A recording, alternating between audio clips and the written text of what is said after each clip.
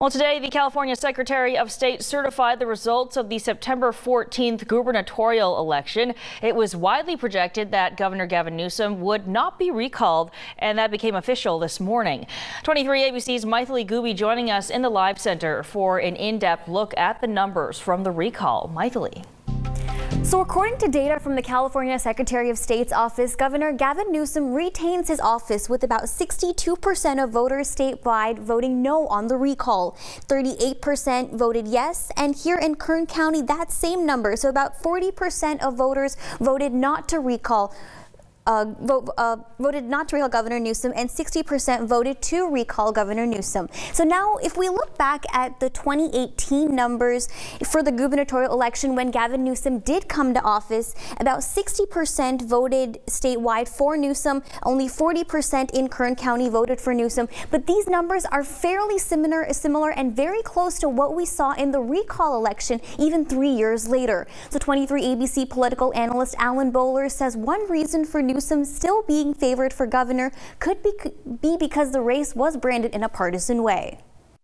Ultimately comes down to partisanship. It's a matter of parties, and this was something that Gavin Newsom wanted to do, and they did it. You know, his team successfully turned the recall into what they described as the Republican recall. They wanted to make this a party issue, and then people would be more likely to vote along party lines, and that's what happened. Looking at vote by mail return statistics, 91% of ballots returned in Kern County were returned by mail. That's nearly the same percentage of vote by mail ballots returned across the state of California as well. With overall turnout numbers across California, about 60% of registered voters voted in the election, and 52% of the eligible voters cast their vote. Here locally in Kern County, nearly half of registered voters voted, and about 40% of eligible voters cast their vote.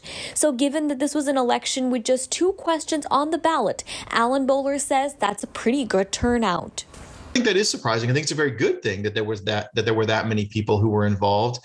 I think a part of it was that the state of California has transitioned to being all mail ballot, automatically. You can still vote in person, but you're going to get that mail ballot mailed to you. And for some people, that's enough of a hint and a reminder that this is something that's going on, and it's a little bit easier. Oh, I can just fill it out at home, drop it in the mailbox. The second question on the ballot was about who should replace Newsom if he is recalled. And even though he wasn't recalled, let's look at how many people voted for a potential replacement. GOP candidate Larry Elder got nearly 50% of the votes, and second was Democratic challenger Kevin Paffrat with about 10% of the vote across the state. Here in Kern County, Larry Elder got nearly 70% of the vote, and second was John Cox with about 6.5% of the votes cast. I would have expected Kevin Faulconer to do even better, and he really did very poorly. As you say, he wasn't even number 2. But even with the midterm elections in 2022 coming in the next couple months, Bowler says he doesn't think the recall will affect that season of elections. I think that the recall is going to have almost no impact on next year. The truth is that these things move very fast, and things that we think are very important in the moment become less important almost overnight. People have a very short memory in politics. If you want to look further into data breakdowns like this and more, you can find them at our website at turnto23.com. At the Live Center, I'm Mythili Gooby, 23 ABC, connecting you.